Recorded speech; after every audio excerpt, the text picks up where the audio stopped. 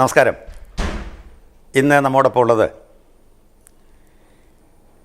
കേരളമാകെ വേണുജി എന്ന സ്നേഹ ബഹുമാനത്തോടുകൂടി സംബോധന ചെയ്യുന്ന ശ്രീ എൻ വേണുഗോപാൽ.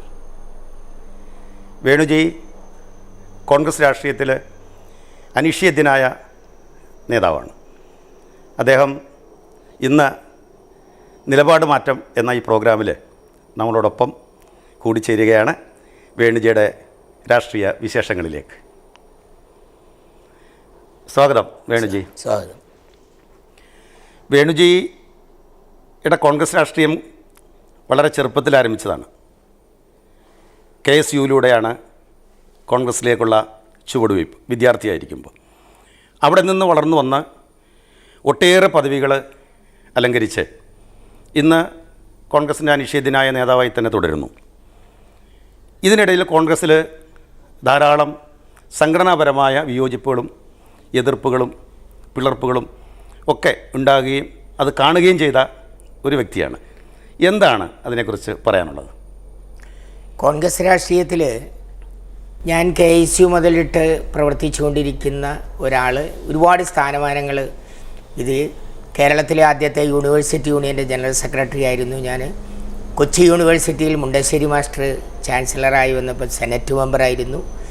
അങ്ങനെ പലതും വന്നതിനോടൊപ്പം തന്നെ കോൺഗ്രസ് രാഷ്ട്രീയത്തിനകത്ത് 1970 നടന്ന തെരഞ്ഞെടുപ്പിൽ ഏറ്റവും ചെറുപ്പമായ ഒരു KPCC മെമ്പർ ഞാനായിരുന്നു അന്നുണ്ടായിരുന്നത്. എലക്റ്റ് ചെയ്ത KPC മെമ്പർ. അന്നെനിക്ക് 19 വയസ്സ് ആയിട്ടേ ഉള്ളൂ. ആ സമയത്ത് ഞാൻ KPCയുടെ മെമ്പറായി വന്നു. അത് കഴിഞ്ഞിട്ട് ട്രേഡ് യൂണിയൻ രംഗത്ത് ഞാൻ നിരവധിയായി വന്നു.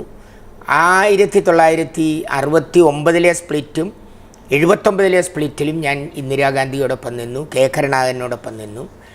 80 സ്പ്ലിറ്റിൽ എല്ലാവിധത്തിലുള്ള ആർജവത്തോടും കൂടി ഞാനും എൻ്റെ സുഹൃത്ത് ജോർജ് ഈഡനും പൂർണ്ണമായി 24 മണിക്കൂറും രാഷ്ട്രീയ പ്രവർത്തനം നടത്തി. തെരഞ്ഞെടുപ്പിൽ കോൺഗ്രസ്സിന് ഒരു പാർലമെൻറ്റിലേക്കുള്ള തിരിച്ചുവരവുണ്ടായി.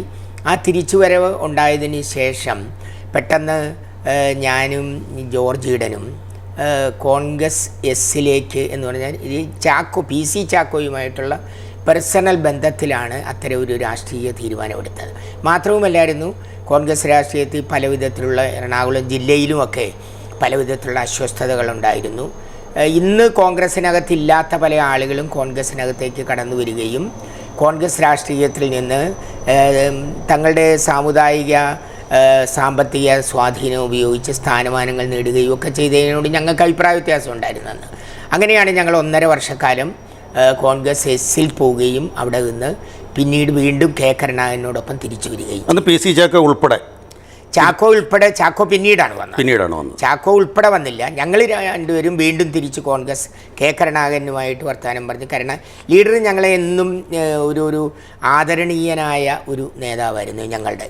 അദ്ദേഹത്തിനപ്പുറം ഇപ്പുറവും മരണശേഷവും അദ്ദേഹം ജീവിച്ചിരുന്നപ്പോഴും മരണശേഷവും പുതിയൊരു നേതാവ് അദ്ദേഹത്തോടുള്ള കപ്പാസിറ്റി ഉള്ള ഒരാളുണ്ടായിട്ടില്ല എന്ന് ഇപ്പോഴും വിശ്വസിക്കുന്ന ആളുകൾ. PC ചാക്കോ വീണ്ടും തിരിച്ച് കോൺഗ്രസ് എസിലേക്ക് പോകുന്നു. കോൺഗ്രസ്സിൽ അദ്ദേഹം പാർലമെൻറ്റേറിയനായിരുന്നു. അനിഷേധ്യനായ ഒരു നേതാവായിട്ട് നിൽക്കുന്ന സമയത്ത് തന്നെയാണ് അദ്ദേഹം വീണ്ടും പോകുന്നത്. അപ്പോൾ വേണുജി നേരത്തെ പറഞ്ഞ കോൺഗ്രസ്സിലെ ചില അധികാര തർക്കങ്ങളും ചിലരെ ഒതുക്കി മാറ്റി നിർത്താനുള്ള വ്യഗ്രതയും ഒക്കെ വീണ്ടും ഉണ്ടായി എന്നല്ലേ PC ചാക്കോയുടെ വീണ്ടും മടങ്ങിപ്പോക്കിലൂടെ നമുക്ക്? അല്ല, ചാക്കോ 85 ചാക്കോ കോൺഗ്രസ്സിലേക്ക് തിരിച്ചു വന്നതിന് ശേഷം അദ്ദേഹം 2 പാർലമെൻറ്റ് തിരഞ്ഞെടുപ്പുകളിൽ MP ആയി മത്സരിച്ചു. അദ്ദേഹം പാർലമെൻറ്റ് മെമ്പർ എന്നുള്ള രീതിയിൽ വളരെ വളരെ വളരെ പ്രഗത്ഭനായൊരു പാർലമെൻറ്റേറിയനായിരുന്നു എന്നുള്ളത് നമ്മുടെ നാട്ടിൽ എല്ലാവർക്കും അറിയാം. പക്ഷേ പിന്നീടുണ്ടായ രാഷ്ട്രീയ സാഹചര്യങ്ങളിൽ അദ്ദേഹത്തിന് അസ്വസ്ഥതകളുണ്ടാകുകയും അദ്ദേഹം അഖിലേന്ത്യാ കോൺഗ്രസ് കമ്മിറ്റിയുടെ നേതൃത്വം തന്നെ വേണ്ട എന്ന് വെച്ചിട്ട് വീണ്ടും ശരത് പവാറിൻ്റെ കൂടെ ആ രാഷ്ട്രീയത്തിൽ പോവുകയും ചെയ്തു. പക്ഷേ ഞങ്ങളെ സംബന്ധിച്ചിടത്തോളം ഞങ്ങൾ തിരിച്ച് K കരുണാകരൻ്റെ കൂടെ വന്നതിന് ശേഷം പിന്നീട് ഒരു കാരണവശാലും K കരുണാകരനെ വിട്ടുപോകുന്ന ഒരു രാഷ്ട്രീയം എനിക്കുണ്ടായിട്ടില്ല. ഞാൻ എല്ലാ കാലത്തും K കരുണാകരനാണ് എൻ്റെ നേതാവെന്ന് അന്നും ഇന്നും വിശ്വസിക്കുന്ന ഒരാളാണ്. K കരുണാകരൻ മുഖ്യമന്ത്രിയായിരുന്നൊരു സമയത്ത് വേണുജിയെക്കുറിച്ച് ചില രസകരമായ പരാമർശങ്ങളൊക്കെ ഇവിടെ രാഷ്ട്രീയ രംഗത്ത് ഉരുത്തിരിഞ്ഞു വരികയായിരുന്നു. എറണാകുളം ജില്ലയിൽ പോലീസ് മന്ത്രിയാണ് എറണാകുളം ജില്ലയുടെ വേണുജി എന്നൊക്കെ പറയുന്ന, അതൊരു രസമായിട്ടാണ് പറയുന്നത്, അല്ലാതെ നെഗറ്റീവായിട്ടല്ല.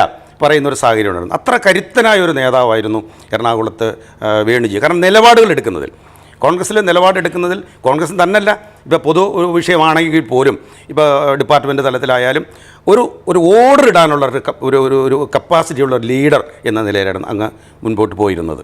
ആ കാലഘട്ടത്തെക്കുറിച്ച് എന്താണ് പറയാനുള്ളത്? കെ കരുണാകരനുള്ളൊരു പ്രത്യേകത, അദ്ദേഹം ആരെയാണ് വിശ്വസിക്കുന്നത്, ആ വിശ്വസിക്കുന്ന ആൾക്ക് ഒരു 100% ഫ്രീഡം അനുവദിച്ചു കൊണ്ടിട്ട് രാഷ്ട്രീയ പ്രവർത്തനം നടത്തുന്ന ഒരാളാണ്. മാത്രവുമല്ല, കൂടെ നിൽക്കുന്ന ആളുകൾ പറയുന്ന കാര്യങ്ങൾ അദ്ദേഹം വിശ്വസിക്കുകയും ചെയ്യുകയും ചെയ്യുന്ന ഒരു പ്രത്യേക കാലഘട്ടമുണ്ട്. ഞങ്ങൾ ആ തെരഞ്ഞെടുപ്പ് കാലഘട്ടത്തിൽ തെരഞ്ഞെടുപ്പിൽ കെ കരുണാകരൻ ജയിക്കുന്നത് ഏറ്റവും അവസാനത്തെ റിസൾട്ടാണ് കെ കരുണാകരൻ്റെ മാളയിൽ നിന്നും വരുന്നത്. അതിനു മുമ്പ് ഞങ്ങൾ ഗുരുവായൂരിൽ നിന്ന് യാത്ര പുറപ്പെടുന്ന സമയത്ത് ഞാൻ, ഡോക്ടർ വേണു, അന്നത്തെ ചീഫ് സെക്രട്ടറിയായി മാറിയ നമ്മുടെ കൃഷ്ണകുമാറിൻ്റെ മൂത്ത ജ്യേഷ്ഠൻ, അങ്ങനെയുള്ള കുറേ ആളുകൾ ഞങ്ങൾ ഗുരുവായൂരിൽ നിന്ന് തിരിച്ച് ഞങ്ങൾ വരുന്ന വഴിക്കാണ് കേരളത്തിലെ അന്നത്തെ റിസൾട്ട് ഓരോന്നായിട്ട് 90-91 റിസൾട്ട് പുറത്തേക്ക് വരുന്നത്. 75 എണ്ണത്തിനകത്ത് ഭൂരിപക്ഷം നേടി നിൽക്കുമ്പോഴും കെ കരുണാകരൻ്റെ മാള എന്ന് പറയുന്നത് പൊളിറ്റിക്കലായിട്ട് അങ്ങോട്ടും ഇങ്ങോട്ടും ഓരോ പഞ്ചായത്തുകൾ എണ്ണുമ്പോഴും മാറുകയും മറിഞ്ഞുകൊണ്ടിരിക്കുകയാണ്. ഞാൻ എറണാകുളത്ത് വൈറ്റില വന്നു കഴിഞ്ഞപ്പോൾ ഞാൻ ആ കാറിൽ നിന്ന് ഇറങ്ങി, ഞാനും ഡോക്ടർ വേണുവും ഞങ്ങൾ രണ്ടുപേരും ഇറങ്ങി. അതിനുശേഷം കാറ് നേരെ തിരുവനന്തപുരത്തേക്ക് പോവുകയും ചെയ്തു. കെ കരുണാകരന് 12 മണിയാകേണ്ടി വന്നു അദ്ദേഹത്തിൻ്റെ ജയം ഉറപ്പിക്കാൻ. അതും വളരെ വലിയ ഇതിലല്ല, ഒരു പൊളിറ്റിക്കൽ മണ്ഡലമായിരുന്നു എന്നും മാള. ആ മാളയിൽ രാജനെ തോൽപ്പിച്ച് അദ്ദേഹം ജയിച്ചു വരുന്നത് ഏതാണ്ട് 8000 വോട്ടിൻ്റെ ഭൂരിപക്ഷത്തിലാണ്. പക്ഷേ അതിനു മുമ്പ് ഭൂരിപക്ഷം കോൺഗ്രസ്സിന് കിട്ടും എന്ന് വന്ന ആ സമയത്ത് തന്നെ ചില കാര്യങ്ങളിലൊക്കെ തീരുമാനങ്ങൾ അന്ന് ഉണ്ടാകുകയാണ്. ആ ചർച്ചകളിൽ ഈ ഇദ്ദേഹത്തിൻ്റെ കൃഷ്ണകുമാറിൻ്റെ ജ്യേഷ്ഠൻ ചീഫ് സെക്രട്ടറി ആകണമെന്നുള്ളതും, ജോസഫ് തോമസ് സാറ് IG ആകണമെന്നുള്ളതും, സ്പീക്കറായിട്ട് ഇദ്ദേഹം PP തങ്കച്ചൻ വരണമെന്നുള്ളതും ഒക്കെ ഒരു ചർച്ചാ വിഷയം ആ കാറിൽ നിന്ന് ഉണ്ടായി. അത് അദ്ദേഹം ചെയ്യുന്നത് എന്താണെന്ന് വെച്ചാൽ അദ്ദേഹത്തിന് ഏറ്റവും വിശ്വാസമുള്ള ആളുകൾ മാത്രമാണ് ആ കാറിലുണ്ടായത്. മനസ്സിലായി. അതുകൊണ്ടിട്ട് അദ്ദേഹം ഏതുവരെയും പിന്നെ ആ ഭരണകൂടം വന്നതിന് ശേഷം എറണാകുളം ജില്ലയിൽ ഞാൻ അനധികൃതമായിട്ട് ഒന്നും ചെയ്തിട്ടില്ല. പക്ഷേ പാർട്ടി പ്രവർത്തകന് ഒരാവശ്യം വന്നാൽ ഞാൻ ഏത് അറ്റത്തോളവും പോകുന്നതിന് ഞാൻ തയ്യാറായിരുന്നു. അത് എന്നെ വിശ്വസിച്ച് ലീഡറും എന്നോട് അങ്ങനെ തന്നെ പറഞ്ഞിരുന്നു. ഒരു പാർട്ടി പ്രവർത്തകന് ഒരു പ്രശ്നം വന്നാൽ അവിടെ നിന്ന് ഞാൻ അധികാരമുള്ള അല്ലെങ്കിൽ അധികാരത്തിൻ്റെ ഇതുമായി ബന്ധപ്പെട്ട് നിൽക്കുന്ന ഒരു വ്യക്തി എന്നുള്ള രീതിയിൽ ഞാൻ ഒളിച്ചോടി പോകുന്നത് ശരിയല്ല എന്ന് ലീഡർ എന്നോട് പറഞ്ഞിട്ടുണ്ട്. നീ അതിനെ ഫേസ് ചെയ്യണം, ഫേസ് ചെയ്തിട്ട് അതിനകത്ത് ഡിഫക്റ്റ് വല്ലതും ഉണ്ടെങ്കിൽ പിന്നീട് നിങ്ങൾ തിരുത്തണം. പക്ഷേ പാർട്ടി പ്രവർത്തകനെ സംരക്ഷിക്കണം, ചെയ്യാതിരിക്കരുത്, പാർട്ടി പ്രവർത്തകനെ സംരക്ഷിക്കണം. അതിന് ഞാൻ എറണാകുളം ജില്ലയിലെ ഒരുപാട് പാർട്ടി പ്രവർത്തകർ എൻ്റെ അടുത്ത് വരികയും എന്നോട് പറയുകയും ഞാനെന്ന അധികാരം പൂർണ്ണമായിട്ട് കോൺഗ്രസ്സാണ്, പാർട്ടി പ്രവർത്തകർ കഷ്ടപ്പെട്ടിട്ടുണ്ടാക്കിയ രാഷ്ട്രീയ അധികാരമാണ്, ആ അധികാരം പാർട്ടി പ്രവർത്തകന് വേണ്ടി ഉപയോഗിക്കണമെന്നാണ് അന്നും ഇന്നും ഞാൻ വിശ്വസിക്കുന്നത്.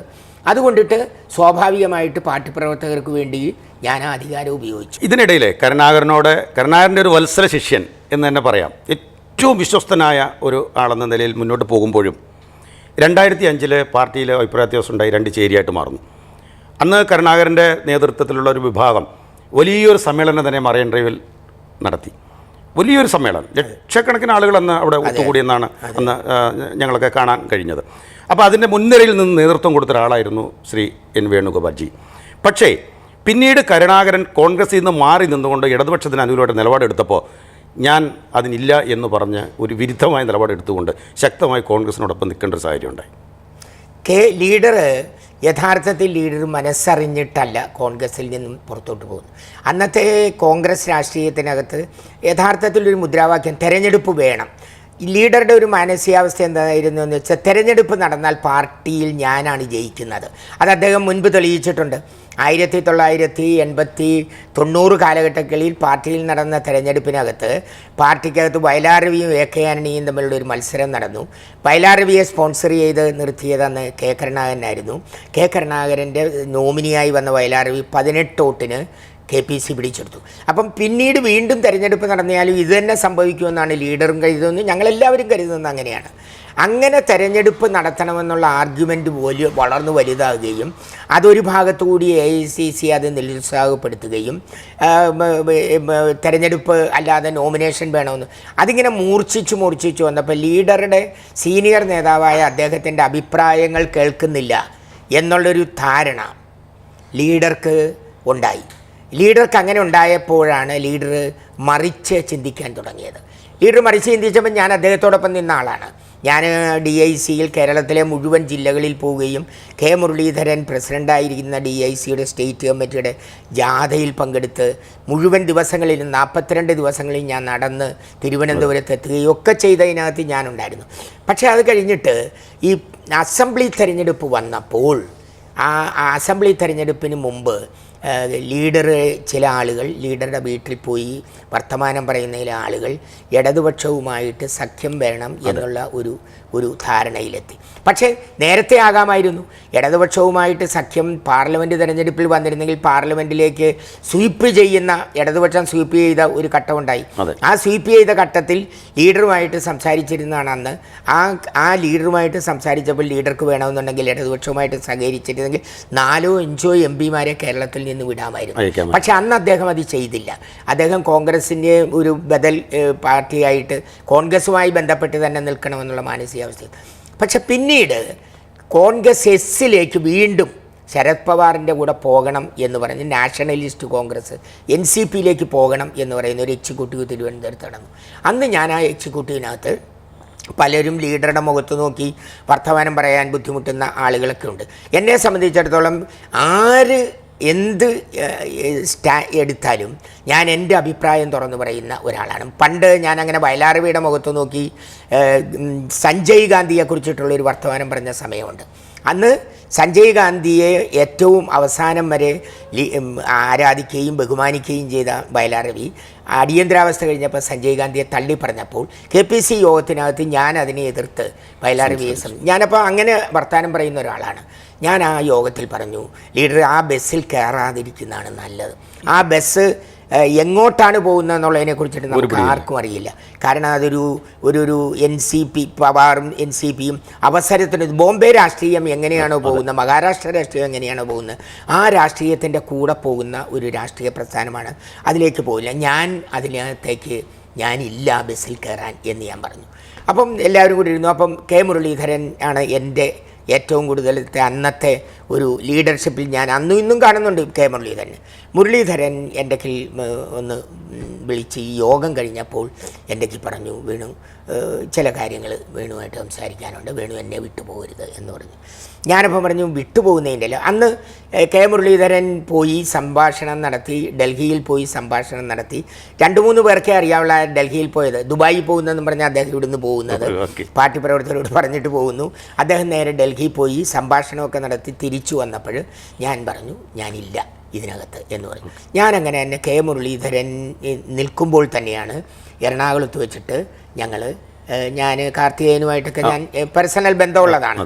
ഞാൻ കാർത്തികേയനും രമേശ് ചെന്നിത്തല, മുല്ലപ്പള്ളി രാമചന്ദ്രൻ അങ്ങനെയുള്ള പ്രമുഖരായ അന്നത്തേത് നേതാക്കന്മാരുമായിട്ട് ഞാൻ സംസാരിച്ചു. അപ്പോൾ പറഞ്ഞു നീ അങ്ങനെ ഒരു തീരുമാനം എടുക്കുമെന്ന് പറഞ്ഞു. എറണാകുളത്ത് നമ്മുടെ ഈ സാഹിത്യ ഓഡിറ്റോറിയത്തിനകത്തൊരു സമ്മേളനം നടന്നു. അത് പൊളിക്കാൻ വേണ്ടിയിട്ട് കുറേ പേര് വന്നു. ഞാൻ അവരുമായിട്ട് ഫിസിക്കലായിട്ട് തന്നെ ഫേസ് ചെയ്യുന്നു, ഡിക്ലറേഷൻ നടത്തുന്നു, ഞങ്ങൾ തിരിച്ചു കോൺഗ്രസിലേക്ക് പോരുന്നു. വേണുജി എടുത്ത നിലപാടിനോടൊപ്പമാണ് അന്ന് പത്മജ വേണുഗോപാലും ഉറച്ചു നിന്നത്. K. കരുണാകരനൊപ്പം പോകാൻ ഏറ്റവും കൂടുതൽ അദ്ദേഹം സ്നേഹിച്ച ഒരു മകളാണ്. അപ്പോൾ ആ മകളും വേണുജിയുടെ അതേ നിലപാടെടുക്കുന്നു. പക്ഷേ ഇന്ന് ആ മകൾ ഇതിനെയൊക്കെ തള്ളിപ്പറയും. അന്ന് സ്വന്തം അച്ഛൻ്റെ നിലപാടിനെ എതിർത്തുകൊണ്ട് കോൺഗ്രസ് ആണ് എൻ്റെ രക്തം എന്ന് പറഞ്ഞ ആ വ്യക്തി ഇന്ന് ഒട്ടും കോൺഗ്രസിന് ഉൾക്കൊള്ളാൻ പറ്റാത്ത ബദ്ധശത്രുക്കളായ BJP പാളയത്തിലേക്ക് പോയിരിക്കുന്നു. അതിനെ സംബന്ധിച്ച് പത്മജ വേണുഗോപാൽ ഒരിക്കലും ഞാനിപ്പോഴും പറയുന്നു, രാഷ്ട്രീയമായ ചിന്തകളിലൂടെയല്ല ആ കാലഘട്ടത്തിൽ തീരുമാനമെടുത്തിരുന്നത്.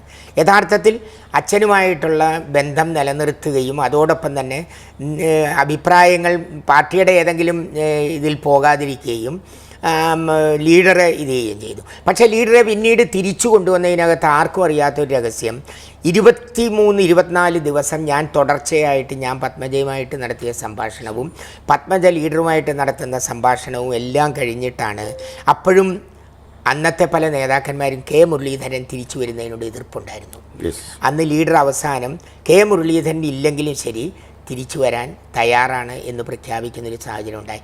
അന്നൊക്കെ പത്മജ വേണുഗോപാലൻ ലീഡറുമായിട്ട് ബന്ധപ്പെട്ട് നിൽക്കുന്ന ഇത് ഞാനുമായിട്ട് മാനസികമായിട്ട് അന്ന് പത്മജ വേണുഗോപാലൻ പല വിധത്തിലും എതിർപ്പുള്ള ഒരാളായിരുന്നു. ഞാനും പല കാര്യങ്ങളെയും പത്മജയുടെ പല കാര്യങ്ങളെയും ഞാനും എതിർത്തിരുന്നു. പക്ഷേ ആ ഫാമിലിയുമായിട്ട് എനിക്കുള്ള ബന്ധം കൊണ്ടിട്ട് ഞങ്ങൾ കണ്ടാൽ അങ്ങോട്ടും ഇങ്ങോട്ടും ശത്രുക്കളുടെ മാതിരി ഒരിക്കലും പ്രവർത്തിച്ചിട്ടില്ല ഞാൻ പറയും. പിന്നീട് പത്മജ വേണുഗോപാൽ ലീഡറുടെ മരണത്തിന് ശേഷം കെ മുരളീധരൻ വന്ന അതേ ആ റൂട്ടിൽ പാർലമെൻറ്റിലേക്ക് മത്സരിക്കുന്നു, ജയിക്കുന്നില്ല, തോക്കുന്നു, വീണ്ടും മത്സരിക്കുന്നു, വീണ്ടും തോക്കുന്നു, അസംബ്ലിയിലേക്ക് മത്സരിക്കുന്നു, തോക്കുന്നു. ഇങ്ങനെ ഒരുപാട് പരീക്ഷണ ഘട്ടങ്ങൾ തരണം ചെയ്യാൻ പത്മജ വേണുഗോപാലിന് അവസരം കിട്ടിയത് പോലും കെ കരുണാകരൻ്റെ മകളെന്നുള്ള രീതിയിലാണ്, പരിഗണനയിലാണ്. ഇപ്പോൾ വേണുജിയെ സംബന്ധിച്ച് നേരത്തെ പറഞ്ഞല്ലോ, കോൺഗ്രസ്സുമായിട്ടും കോൺഗ്രസ് പോഷക സംഘടനകളിലും വളരെ പ്രധാനപ്പെട്ട ചുമതലകൾ വഹിച്ചു വന്നു. GCDയുടെ ചെയർമാനായിരുന്നു. അതിനുശേഷം ഇങ്ങോട്ട് ശരിക്കും പറഞ്ഞാൽ കോൺഗ്രസ്സിൽ വേണ്ടത്ര പരിഗണന, GCDA ചെയർമാൻ കഴിഞ്ഞുള്ളൊരു കാലഘട്ടം ഇങ്ങോട്ട് വന്നു. പിന്നെ നഗരസഭാ തിരഞ്ഞെടുപ്പ് നടന്നു. ഒരു മേയർ സ്ഥാനത്തേക്ക് തീർച്ചയായും പരിഗണിക്കപ്പെടേണ്ട ഒരാളായിരുന്നു. പക്ഷേ അവിടെയൊന്നും വേണ്ടത്ര പരിഗണന കിട്ടാതെ ഇങ്ങനെ മാറി ഒഴിഞ്ഞൊഴിഞ്ഞ് പോകുന്ന, സ്ലിപ്പായി പോകുന്ന ഒരു സാഹചര്യം നമുക്ക് കാണാനിടയായി. ഒരു ജനപ്രതിനിധിയായിട്ട് ഒരു MLA അസംബ്ലിയിലെങ്കിലും മത്സരിക്കാൻ മിനിമം ഒരു ലീഡർ എന്ന രീതിയിൽ യോഗ്യതയുള്ള ഒരാൾ തന്നെയാണ് കോൺഗ്രസിനുള്ളിൽ. എന്തുകൊണ്ടും വേണുജി, എന്താണ് ഇങ്ങനെയൊക്കെ സംഭവിക്കുന്നതിൻ്റെ കാരണം? 1980 ലീഡർ എന്നോട് തൃപ്പൂണിത്തുറ നിയോജകമണ്ഡലത്തിൽ മത്സരിക്കണം എന്ന് പറഞ്ഞു. മത്സരിക്കുന്നതിന് വേണ്ടിയിട്ടുള്ള ഒരുക്കങ്ങൾ ഞാൻ ചെയ്ത് TK രാമകൃഷ്ണനുമായിട്ട് മത്സരിക്കണം. ഏറ്റവും അവസാനം ചാണ്ടി സാറിനും ലീഡർക്കും ഞാനൊരു ഇത് കൊടുക്കുന്നു, നിർദ്ദേശം കൊടുക്കുന്നു. 2800-3000 വോട്ടിന് TK രാമകൃഷ്ണനെ തോൽപ്പിച്ച് ജയിക്കാം എന്ന് പറയുന്നു.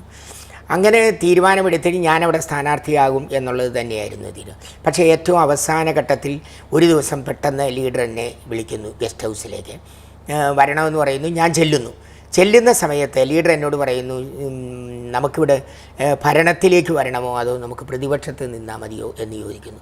ഞാൻ പറഞ്ഞു ഭരണത്തിലേക്ക് വരണം എന്നുള്ളത് തന്നെയാണ് ലീഡർ എന്ന് പറഞ്ഞു. അപ്പോൾ ലീഡർ പറഞ്ഞു ഭരണത്തിലേക്ക് വരണമെങ്കിൽ ചില അഡ്ജസ്റ്റ്മെൻറ്റ് നമുക്ക് നടത്തേണ്ടി വരും. അപ്പോൾ പറഞ്ഞു നടത്തണം. എന്താ ലീഡർ ഉദ്ദേശിക്കുന്നത് എന്താണെന്ന് പറഞ്ഞു. നമുക്ക് NDPയുമായിട്ട്, അതായത് NSS NDPയുമായിട്ട് നമുക്കൊരു സഖ്യത്തിൽ ഏർപ്പെടുത്തണം. അതുപോലെ തന്നെ SRPയുമായിട്ടും സഖ്യത്തിൽ ഏർപ്പെടുത്തണം. അതുകൊണ്ടിട്ട് 5 സീറ്റ് അവർ ചോദിച്ചിട്ടുണ്ട്. ഒന്ന് ആറന്മുള, മേലേത്ത് ഗോപിനാഥൻ നായർ, ആലപ്പുഴ രാമേന്ദ്രൻ നായർ, കോന്നിയാന്ന് തോന്നുന്നു, കോന്നിയില്ല, തൃശ്ശൂർ തേറമ്പിൽ രാമകൃഷ്ണൻ, ഒന്ന് ഈ പറയുന്ന എറണാകുളത്ത് തൃപ്പൂണിത്തറ. ഇങ്ങനെയുള്ള 5 സീറ്റുകൾ ചോദിച്ചിരിക്കും. 4 സീറ്റ് നമുക്ക് കൊടുക്കാം. അതിനകത്ത് തൃപ്പൂണിത്തറ നീ എന്താ പറയുന്നത്? ഞാൻ പറഞ്ഞു ലീഡർ എന്ത് തീരുമാനം എടുത്താലും കുഴപ്പമില്ല, അങ്ങനെ തീരുമാനിച്ചോളാൻ പറയുന്നു. ആ ഇതിൽ ഞാൻ അവിടെ നിന്ന് പോയി കർത്താവ് എന്ന് 2300 വോട്ടിന് ജയിക്കുന്നു. അത് കഴിഞ്ഞിട്ട് പിന്നെ ഞാൻ പിന്നെ ആ ഒരു മാനസികാവസ്ഥയിൽ നിന്ന് ഞാൻ മാറി. ഈ തെരഞ്ഞെടുപ്പിൽ മത്സരിക്കുക എന്നുള്ളൊരു മാനസികാവസ്ഥ എനിക്ക് സ്വാഭാവികമായിട്ട് നിരാശ ഉണ്ടാകാതിരിക്കാനായിട്ട് ഞാൻ നേരത്തെ തന്നെ മനസ്സ് ഇത് ചെയ്തു. അത് കഴിഞ്ഞ് 95 എൻ്റെ പേര് ഇവിടെ നിന്ന് അഖിലേന്ത്യാ കോൺഗ്രസ് കമ്മിറ്റിയുടെ ഇതിൽ വരെ പോയി.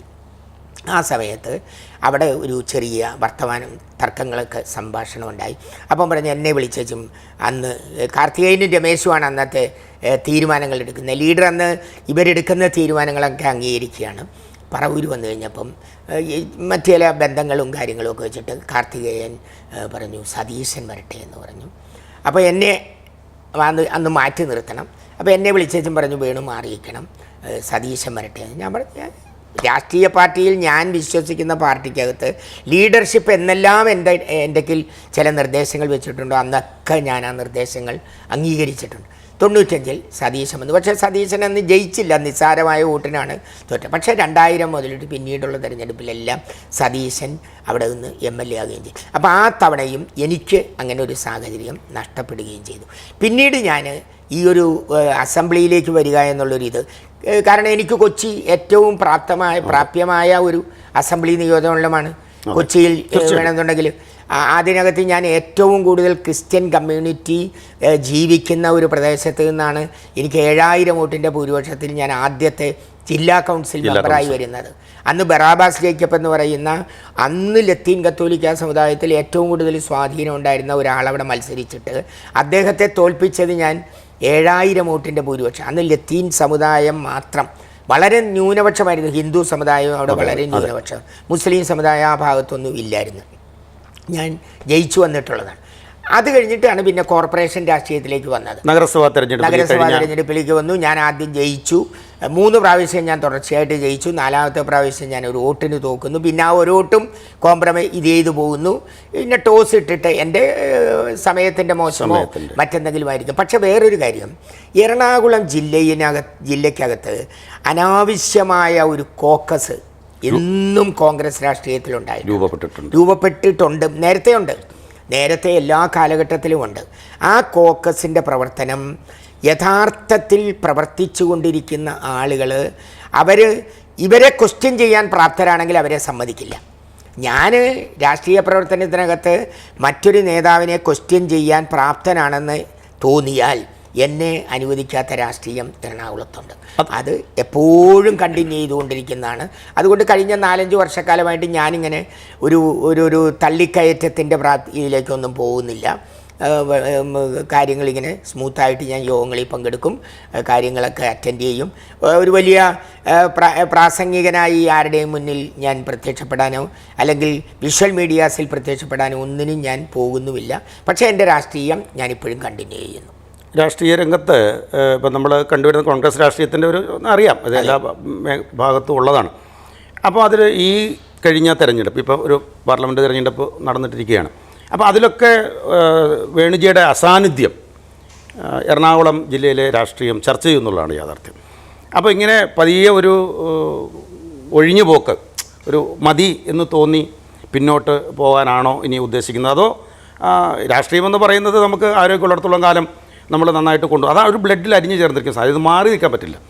അപ്പോൾ അങ്ങനെ ഒരു പിന്നോട്ട് വലിച്ചിലാണോ ഇനിയും ഉദ്ദേശിക്കുന്നത്? അതോ മറ്റെന്തെങ്കിലും ഒരു തീരുമാനത്തിലേക്കോ ഒരു ചർച്ചയിലേക്കോ മുന്നോട്ട് പോകാൻ വേണ്ടിയിട്ടുള്ള ഉദ്ദേശം എന്തെങ്കിലും മനസ്സിൽ ഉണ്ടോ? അല്ല, ഈ പാർലമെൻറ്റ് തിരഞ്ഞെടുപ്പിനകത്തൊക്കെ ഞാൻ 2-3 തെരഞ്ഞെടുപ്പുകൾ ഞാൻ മാത്രമായിട്ട് നിയന്ത്രിച്ചിട്ടുണ്ട്. 1980-ൽ ഈ കേരളത്തിലെ എല്ലാ ശക്തികളും ഒരുമിച്ച് കോൺഗ്രസിനെ എതിർത്തിട്ടുള്ളപ്പോൾ പോലും സേവ്യർ അറക്കലിന് വേണ്ടിയിട്ട് ഞാൻ ഒറ്റയാൾ പോരാട്ടം, ഞാനും ജോർജ് ഈഡനും കൂടി നടത്തിയ ആ പോരാട്ടം എല്ലാവിധത്തിലും കഷ്ടപ്പാടും ബുദ്ധിമുട്ടും സാമ്പത്തിക പ്രശ്നങ്ങളും ഒക്കെ അനുഭവിച്ച ആ പ്രശ്നത്തിൽ 5000 വോട്ടിന് സേവ്യർ അറക്കൽ ജയിച്ച ചരിത്രം പോലും എറണാകുളത്തുണ്ട്. അവിടെ നിന്ന് പിന്നീട് ഇങ്ങോട്ട് കോൺഗ്രസ് രാഷ്ട്രീയത്തിലെ 4-5 തെരഞ്ഞെടുപ്പുകൾ ഞാൻ നിയന്ത്രിച്ചിട്ടുണ്ട്. പക്ഷേ ഈ അടുത്ത കാലത്തായിട്ട് ഇപ്പോൾ ഇത്തവണത്തെ തെരഞ്ഞെടുപ്പിൽ എനിക്ക് കൊച്ചിയാണ് തന്നത്. കൊച്ചി നിയോജക മണ്ഡലത്തിൻ്റെ ചാർജ് തന്നു. ഞാൻ അവിടം വിട്ടു പോകാൻ ആഗ്രഹിച്ചില്ല. എന്നെ പലരും തൃക്കാക്കരയിൽ നിന്നും അതുപോലെ തന്നെ എറണാകുളത്തു നിന്നും തൃപ്പൂണിത്തറയിൽ നിന്നും ഒക്കെ വിളിച്ചിട്ടും ഞാൻ അത്തരം യോഗങ്ങളിലേക്കൊന്നും പോകാതെ എന്നെ ഏൽപ്പിച്ച ദൗത്യം എന്താണ്, ഞാൻ എപ്പോഴും അങ്ങനെയാണ് ചെയ്യുന്നത്. എന്നെ ഒരു കാര്യം ഏൽപ്പിച്ചാൽ ആ കാര്യം ഞാൻ ഫിനിഷ് ചെയ്യാതെ ഞാൻ അവിടെ നിന്ന് പോകാറില്ല. ഇത്തവണത്തെ തെരഞ്ഞെടുപ്പിൽ കൊച്ചി നിയോജകമണ്ഡലം എന്നെ ചാർജ് ഏൽപ്പിച്ചു. ഞാനത് ബൂത്ത് തലം വരെയുള്ള പ്രവർത്തനത്തിനകത്ത് ഏകോപിപ്പിച്ച് ആ പ്രവർത്തനം പൂർത്തിയാക്കുന്നതിന് ഞാൻ നിന്നു. ഞാൻ എല്ലാം ഒഴിവാക്കി പോകാനായിട്ട് ആഗ്രഹിക്കുന്ന ഒരു രാഷ്ട്രീയ പ്രവർത്തകനല്ല. സജീവമായി തന്നെ രാഷ്ട്രീയ പ്രവർത്തനത്തിനകത്ത് നിൽക്കണമെന്ന് ആഗ്രഹിക്കുന്ന ഒരാൾ. ഇപ്പം തീരുമാനമെടുക്കുമ്പോഴത്തേക്ക് ഇപ്പം കോൺഗ്രസ് 2 പ്രാവശ്യം തോറ്റ കൊച്ചി, ഏതെങ്കിലും കാരണവശാൽ ആരെങ്കിലും പരിഗണിച്ച് എൻ്റെ പേര് വന്നാൽ ഞാൻ മത്സരിക്കുക മാത്രമല്ല, എനിക്കുള്ള ബന്ധം മാതിരി കോൺഗ്രസ് രാഷ്ട്രീയത്തിനകത്ത് കൊച്ചിയിൽ ആർക്കും ബന്ധമില്ലെന്ന് ഇപ്പോഴും വിശ്വസിക്കുക. പേഴ്സണലായിട്ടുള്ള ബന്ധം, ഫാമിലി ബന്ധങ്ങൾ, രാഷ്ട്രീയത്തിൽ പിച്ചവെച്ച് നടന്ന രാഷ്ട്രീയ പ്രവർത്തകരുമായിട്ടുള്ള ഇപ്പോഴും നിലനിൽക്കുന്ന ബന്ധം, ഇതൊക്കെ ഇപ്പോഴും ഉണ്ട്.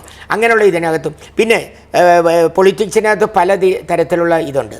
ഇപ്പം കോർപ്പറേഷൻ രാഷ്ട്രീയം വീണ്ടും സജീവമാക്കി ഞാൻ വേണമെന്ന് പാർട്ടി തീരുമാനിക്കണമെങ്കിൽ അങ്ങനെയോ, അതല്ല എനിക്ക് ഇങ്ങനൊരു ചാൻസ് എനിക്ക് പാർട്ടി തീരുമാനിച്ചത്, അതോ ഏത് രീതിയിലും പാർട്ടി തീരുമാനിക്കുന്ന തീരുമാനങ്ങളിൽ നിന്നും വ്യത്യസ്തമായിട്ട് പോകാനായിട്ട് ഞാൻ ആഗ്രഹിക്കുന്നില്ല. ഇപ്പോൾ അതേ വേണുജിയുടെ കാര്യം പറഞ്ഞതുപോലെ തന്നെയാണ് ഇപ്പം കോൺഗ്രസിൽ നിന്ന് ധാരാളം കൊഴിഞ്ഞുപോക്കുകൾ നടക്കുന്നുണ്ട്. പല കോണുകളിലും ഇന്ത്യയിലാകമാനം അങ്ങോട്ടും ഇങ്ങോട്ടൊക്കെ നടക്കുന്നുണ്ട്. അതിൽ ഏറ്റവും വലിയ ഒരു കരുത്തനായ നേതാവായിരുന്നു ശ്രീ കെ വി തോമസ്. കോൺഗ്രസ്സിലും അത് ഈ പറഞ്ഞതുപോലെ കരുണാകരൻ്റെ ഒരു വത്സല ശിഷ്യന്മാരൊരാളായിരുന്നു. അദ്ദേഹം വളർത്തിക്കൊണ്ടുവന്ന ഒരാളാണ്. ഇന്ന് ഇന്ത്യൻ പാർലമെൻറ്റിൽ വരെ അദ്ദേഹം എത്തി. അദ്ദേഹം ഇന്ത്യയുടെ മിനിസ്റ്ററായി, ക്യാബിനറ്റ് മിനിസ്റ്റർ പദവിയിലേക്ക് വരെ എത്തി. ഒട്ടേറെ കാര്യങ്ങൾ കോൺഗ്രസിന് വേണ്ടി ചെയ്തിരുന്ന എറണാകുളം ജില്ലയുടെ ഒരു വലിയ നേതാവ് തന്നെയായിരുന്നു എന്ന് പറയാം. അദ്ദേഹം ഇപ്പം CPM പാളയത്തിലേക്ക് പോയിരിക്കുകയാണ്. എങ്ങനെ നോക്കിക്കാണുന്നു വേണുജി അതിനെ? അല്ല, കെ വി തോമസ് വിദ്യാർത്ഥി രാഷ്ട്രീയത്തിലോ യുവജന രാഷ്ട്രീയത്തിലോ ഒന്നും പ്രവർത്തിച്ചു വന്ന ഒരാളല്ല. സാമുദായിക രാഷ്ട്രീയത്തിൻ്റെ പിൻബലത്തിൽ പാർലമെൻറ്റിലേക്ക് മത്സരിക്കാനുള്ള സൗകര്യം കിട്ടുകയും പാർലമെൻറ്റിലേക്ക് മത്സരിച്ചപ്പോൾ കേരളത്തിൽ നിന്ന് ആകെ ജയിച്ചു വന്ന ഒരു ലത്തീൻ സമുദായത്തിൽ നിന്നുള്ളൊരു പ്രതീതി എന്നുള്ള രീതിയിൽ ആ സമുദായത്തിനെ മുന്നിൽ വെച്ചിട്ട് രാഷ്ട്രീയ പ്രവേശനവും രാഷ്ട്രീയ പ്രവർത്തനവും ബാർഗെയിനിങ് നടത്തിയ ഒരാളാണ്. പിന്നെ അദ്ദേഹത്തിന് ഭാഷ നന്നായിട്ട് വശമുണ്ടായിരുന്നു. ഇംഗ്ലീഷ് ഭാഷയിൽ അദ്ദേഹം നല്ല ഉണ്ടായിരുന്നു. കോളേജ് ലെക്ചററായിരുന്നു എന്നുള്ളത് കൊണ്ടിട്ട് പിന്നീട് ഡൽഹിയുമായിട്ട് ബന്ധപ്പെട്ടപ്പോൾ അദ്ദേഹത്തിന് പ്രത്യേകമായ ഒരു ചാതുര്യമുള്ളത് ആളുകളെ വ്യക്തിപരമായിട്ട് കൈകാര്യം ചെയ്യാനായിട്ട് ഏറ്റവും മിടുക്കനാണ് കെ വി തോമസ്. ഓരോ കാലഘട്ടത്തിലും അങ്ങനെ. പക്ഷേ കോൺഗ്രസ് രാഷ്ട്രീയത്തിനകത്ത് പുതുതായി കടന്നു വന്ന രാഹുൽ ഗാന്ധിയെ പോലുള്ള നേതൃത്വം കെ വി തോമസിനെ ഉൾക്കൊള്ളാനായിട്ട് ബുദ്ധിമുട്ടാണെന്ന് കെ വി തോമസിന് പൂർണ്ണ ബോധ്യം വന്നു. ആ പൂർണ്ണ ബോധ്യം വന്ന സാഹചര്യത്തിലാണ് കെ വി തോമസ് മറ്റു പലതും ആലോചിച്ചത്. ആ ആലോചനയിലാണ് അവസാനം ഇവിടെ CPM ആണ് എന്ന് പറയുന്ന ഒരു സാഹചര്യത്തിലെത്തി. CPM എല്ലാ കാലത്തും കെ വി തോമസ് മാസ്റ്ററെ എതിർത്തിട്ടുള്ളതാണ്. തിരിത കൊണ്ടുവന്ന് വഴിയിൽ വെച്ച് തിരിത തോമസ് എന്ന് വിളിച്ചതും ചാരക്കേസിൽ പ്രതിയായ ചാരക്കേസിലെ പ്രതി തോമസ് എന്നൊക്കെ പറഞ്ഞ് ആക്ഷേപം നടത്തി. അതുപോലെ തന്നെ ഈ ഇസ്രയേലി പ്രധാനമന്ത്രിയെ കൊണ്ട് എന്ത് ചെയ്ത് അദ്ദേഹത്തിന് മാല കൊടുത്തു എന്ന് പറഞ്ഞിട്ടുള്ള ആക്ഷേപം, ഇതൊക്കെ മാർക്സിസ്റ്റ് പാർട്ടി കൊണ്ടുവന്നതാണ്. പക്ഷേ ഇപ്പം മത്സരിക്കാനുള്ള കരുത്ത് അദ്ദേഹത്തിന് നഷ്ടപ്പെട്ടപ്പോൾ കിട്ടുന്ന ആനുകൂല്യം വാങ്ങിച്ച് CPMൻ്റെ കൂടെ. പക്ഷെ അത്തരമൊരു രാഷ്ട്രീയത്തെക്കുറിച്ചിട്ടൊന്നും എൻ്റെ മനസ്സിലേക്ക് ഒരിക്കലും കടന്നു വരില്ല. സ്ഥാനമാനങ്ങളുടെ പേരിലോ മറ്റേതെങ്കിലും വിധത്തിലുള്ള ആനുകൂല്യങ്ങളുടെ പേരിലോ ഞാൻ ഒരിക്കലും രാഷ്ട്രീയം, കാരണം ഞാൻ പിച്ച വയ്ക്കാൻ തുടങ്ങിയത് KSU ആണ്. എന്നോടൊപ്പം ഉള്ളത് കടന്നപ്പള്ളി രാമചന്ദ്രന്, VM സുധീരന്, ഉമ്മൻചാണ്ടി, PC ചാക്കോ, അങ്ങനെയുള്ള ആളുകളാണ് എൻ്റെ കാലഘട്ടത്തിൽ കടന്നു വരുന്ന ആളുകളെന്ന് പറയുന്നത്. ആ കാലഘട്ടത്തിലെ രാഷ്ട്രീയത്തിൽ പ്രവർത്തിച്ച ആളുകളാരും ഇപ്പോഴും പാർട്ടി വിട്ടൊന്നും പോയിട്ടില്ല. ചാക്കോ പോയത് വേറെ പല കാരണങ്ങൾ കൊണ്ട്. പക്ഷേ VM സുധീരനാണെങ്കിലും ഒക്കെ ഇങ്ങനെ വളരെ സ്ട്രോങ്.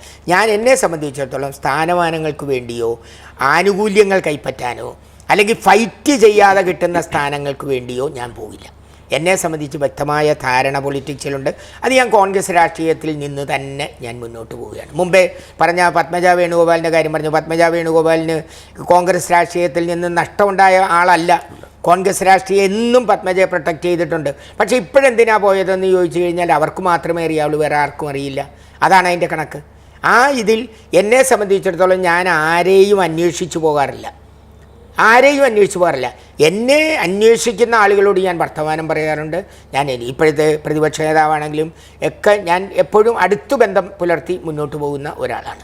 ആ രീതിയിലാണ് കോൺഗ്രസ് രാഷ്ട്രീയം ഞാൻ കാണുന്നത്. പക്ഷേ കോൺഗ്രസ് രാഷ്ട്രീയത്തിനകത്തുള്ള ഏറ്റവും വലിയ അപാകത 35 വയസ്സിന് താഴെയുള്ള ചെറുപ്പക്കാരുടെ അഭാവം കോൺഗ്രസ് രാഷ്ട്രീയത്തെ വളരെ ഗുരുതരമായി ബാധിച്ചിട്ടുണ്ട്. പക്ഷേ കോൺഗ്രസ് രാഷ്ട്രീയത്തെ ജനങ്ങൾ ഉൾക്കൊള്ളാൻ തയ്യാറാണ്. കോൺഗ്രസ് പ്രവർത്തകർ ഒരുമിച്ച് നിൽക്കുന്ന ഒരു സാഹചര്യത്തിൽ കോൺഗ്രസ് രാഷ്ട്രീയം പൂർണ്ണമായി അംഗീകരിക്കും കേരളത്തിൽ എന്നും വിശ്വസിക്കുന്ന ഒരുത്തനാണ് ഞാൻ. ഓക്കെ വേണുജി, എന്തായാലും ചാനൽ 91 ന്യൂസിന് വേണ്ടിയിട്ട് ഇത്രയും സമയം അങ്ങ് മാറ്റിവെച്ചതിൽ ഞങ്ങൾക്ക് ഒത്തിരി നന്ദിയുണ്ട്. അതിനോടൊപ്പം തന്നെ ഞങ്ങളുടെ ഒരു അഭിപ്രായം, എറണാകുളം ജില്ലയിൽ മാറ്റി നിർത്താൻ പറ്റുന്നൊരു നേതാവല്ല വേണുജി.